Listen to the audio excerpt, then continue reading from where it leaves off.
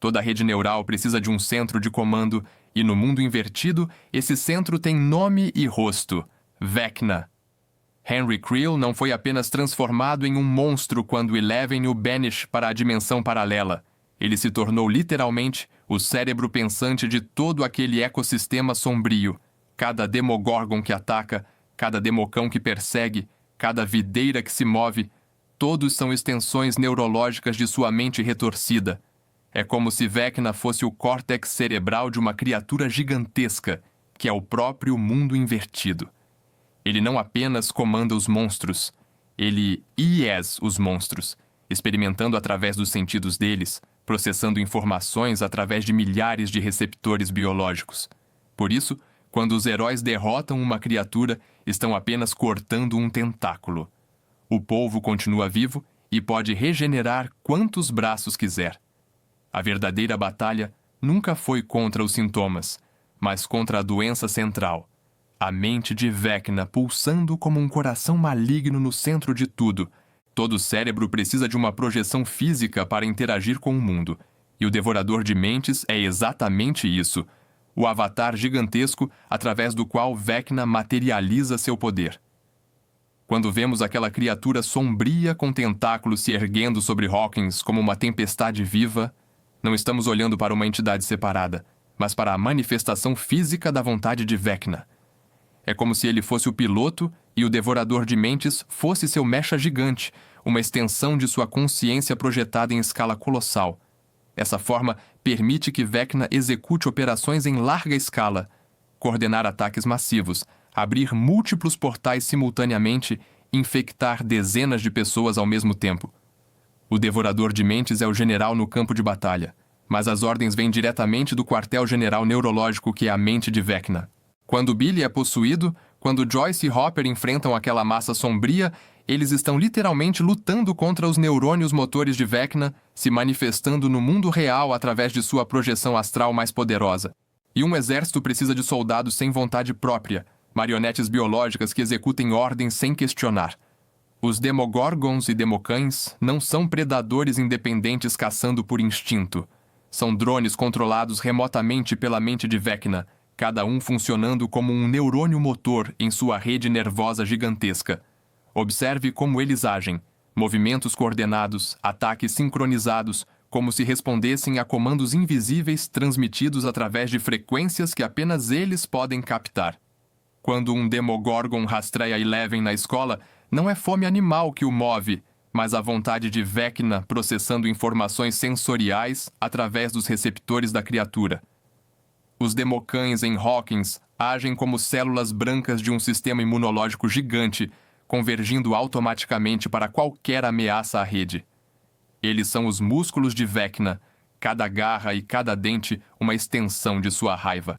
Por isso, derrotar um soldado individual é como cortar um fio neural, inconveniente, mas não fatal para o sistema como um todo. O sistema nervoso físico do mundo invertido são aquelas videiras pulsantes que se espalham como veias por toda a dimensão paralela. Elas não são apenas plantas mutantes. São literalmente os nervos de Vecna se estendendo através do território, criando uma rede de comunicação biológica que conecta cada ponto daquela realidade sombria. Quando Hopper caminha pelos túneis e vê as paredes cobertas por aquela substância orgânica que responde ao toque, ele está literalmente dentro do sistema nervoso periférico de Vecna. Cada videira funciona como um axônio transmitindo impulsos elétricos, cada nódulo pulsante como uma sinapse processando informações. Por isso, as videiras reagem à dor. Quando são queimadas ou cortadas, o sinal de dor viaja instantaneamente através da rede até chegar ao cérebro central. Essa rede permite que Vecna sinta tudo o que acontece em seu domínio, como se todo o mundo invertido fosse seu corpo estendido. É através dessas conexões que ele coordena ataques, monitora intrusos e mantém controle absoluto sobre seu reino sombrio. Mas como controlar humanos que não pertencem naturalmente à rede? A resposta está nas partículas flutuantes do mundo invertido, que funcionam como um vírus neurológico projetado para hackear o sistema nervoso de organismos externos. Essas sementes microscópicas são, na verdade, nanobots biológicos carregando fragmentos da consciência de Vecna, capazes de se infiltrar no córtex cerebral e estabelecer uma ponte neural temporária.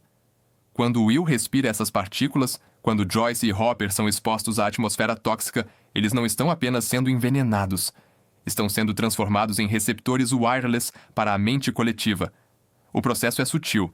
Primeiro vem a febre, depois as visões. Então a compulsão de agir contra a própria vontade. Cada partícula instalada é como um chip neural microscópico, permitindo que Vecna acesse memórias, implante comandos e monitore pensamentos. Por isso, os infectados começam a agir de forma estranha antes mesmo de perceberem que foram comprometidos. Suas próprias mentes se tornaram terminais remotos na vasta rede neural de Vecna. Will ainda sente o frio, e isso não é apenas trauma psicológico. É evidência física de que ele nunca se desconectou completamente da mente coletiva de Vecna. Aqueles arrepios na nuca, as visões súbitas, a dor compartilhada quando criaturas do mundo invertido são feridas, tudo isso comprova que Will se tornou um receptor permanente na rede neural. Ele é como um telefone que nunca desligou completamente, ainda captando sinais intermitentes da central. Quando Will desenha compulsivamente os túneis que nunca viu, quando seus olhos reviram mostrando apenas o branco, quando ele sente a proximidade do devorador de mentes, estamos vendo um cérebro humano funcionando como antena biológica. Vecna não apenas possui o Will temporariamente, ele o transformou em um terminal de acesso permanente ao mundo real. Por isso, Will é simultaneamente a maior vítima e o maior perigo. Ele carrega dentro de si um fragmento ativo da consciência de Vecna, uma janela sempre aberta entre as duas dimensões. Cada episódio, cada visão, cada momento de dor compartilhada é prova de que a infecção nunca foi completamente curada, apenas suprimida. A rede precisa de uma ponte para transmitir dados entre dimensões, e os portais funcionam como cabos de fibra ótica conectando o mundo real ao mundo invertido. Cada fissura dimensional é uma antena transmissora amplificando o sinal da mente coletiva, permitindo que a influência de Vecna se estenda muito além de seu domínio original. Quando Eleven abre o primeiro portal no laboratório, ela não apenas cria uma passagem física, estabelece um link de dados direto entre a rede neural de Vecna e nossa realidade. Por isso, quanto mais portais estão abertos, mais forte fica a conexão. Mais criaturas podem atravessar, mais pessoas podem ser infectadas, mais controle Vecna exerce sobre eventos no mundo real. Os portais não são apenas buracos no espaço-tempo. São torres de transmissão biológicas, cada uma aumentando o alcance do sinal neural de Vecna como repetidores em uma rede Wi-Fi gigantesca.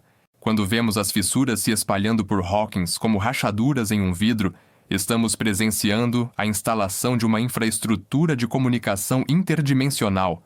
Vecna não precisa estar fisicamente presente para exercer sua influência.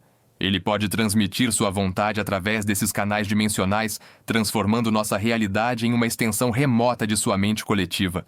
E toda rede, por mais sofisticada que seja, pode ter um ponto de falha fatal.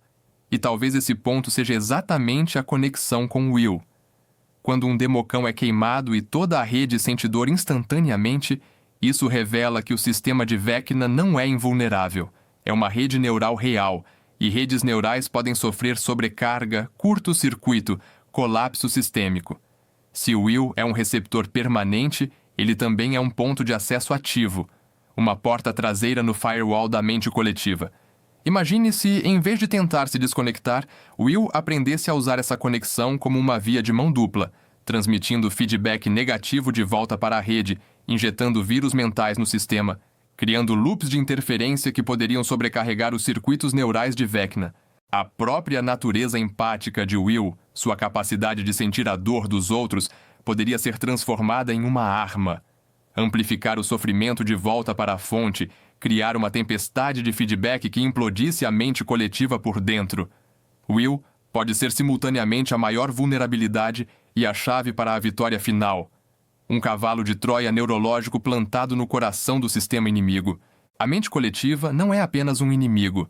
É um sistema vivo que redefine completamente o conceito de horror em Stranger Things, transformando cada monstro em um sintoma e cada batalha em um tratamento temporário para uma doença muito mais profunda. Will Byers não é apenas uma vítima traumatizada. Ele é a prova viva de que Vecna conseguiu hackear a realidade humana estabelecendo uma ponte neural permanente entre nossa dimensão e seu domínio sombrio. Mas se Will está conectado para sempre à mente coletiva, isso levanta a questão mais perturbadora de todas. Será que ele vai usar essa conexão para salvar Hawkins? Ou, eventualmente, se tornar o vetor através do qual Vecna finalmente conquista nosso mundo? A resposta pode determinar não apenas o destino dos nossos heróis favoritos, mas a própria natureza da realidade em que vivemos. Se você curte esse nível de análise profunda sobre filmes e séries, esse é o lugar certo.